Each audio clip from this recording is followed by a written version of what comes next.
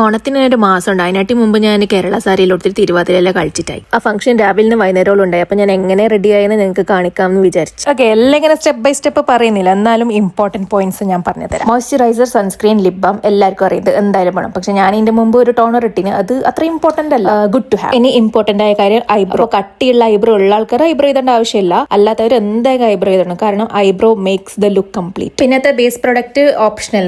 ഇടുന്നവർക്ക് ഇടാം. ഞാൻ concealer, foundation എല്ലാം ഇട്ടിന്. അല്ലാതെ കൺസീലർ മാത്രം ഇടുന്നവരുണ്ടാവും, ഫൗണ്ടേഷൻ മാത്രം ഇടുന്നവരുണ്ടാവും. CC ക്രീം, എന്ത് നിങ്ങൾ ടിന്റഡ് സൺസ്ക്രീൻ എന്താണെങ്കിലും അത് ഇടാം. അവിടെല്ലാം നിങ്ങളെ ഫൗണ്ടേഷൻ, കൺസീലർ എന്ത് നിങ്ങൾ അപ്ലൈ ആക്കുന്നത് ഇങ്ങനെ ജാറിയിട്ട് പോകുന്നുണ്ടെങ്കിൽ ആടെല്ലാം കുറച്ച് പൗഡർ വെച്ചിട്ട് സെറ്റ് ആക്കാം. അത് കഴിഞ്ഞിട്ട് കോണ്ടൂർ ഈസ് ഓപ്ഷണൽ. പിന്നെ ഇമ്പോർട്ടന്റ് ആയിട്ടുള്ളത് ബ്ലഷ് എന്താ ഇടണം. ഞാനിപ്പം പൗഡർ ബ്ലഷും ക്രീം ബ്രഷും പൗഡർ ബ്ലഷും ക്രീം ബ്ലഷും ഇട്ടിന്, കാരണം നമുക്ക് ലോങ് ലാസ്റ്റിംഗ് വേണ്ടുന്ന. പിന്നെ ഭയങ്കര ഇമ്പോർട്ടന്റ് സെറ്റിംഗ് സ്പ്രേ, പിന്നെ ഫിക്സിംഗ് സ്പ്രേ ഇല്ലെങ്കിലും പ്രശ്നമില്ല, സെറ്റിംഗ് സ്പ്രേ എന്തായാലും വേണം. കാരണം സെറ്റിംഗ് സ്പ്രേ വിൽ അവോയ്ഡ് കേക്കിനെസ്. പിന്നെ നോർമലായിട്ട് വരുന്ന ലിപ്സ്റ്റിക്, ഐഷാഡോ, ഐലൈനർ എന്ത് നിങ്ങൾക്ക് വേണം അതെല്ലാം. പിന്നെ മസ്കാര, ഡോണ്ട് സ്കിപ്പ്, അതും ഇമ്പോർട്ടന്റ്. അത്രയും ഇമ്പോർട്ടന്റ് എല്ലാം നോട്ടാക്കിക്കോ. അടുത്ത വീഡിയോയിൽ കാണാം.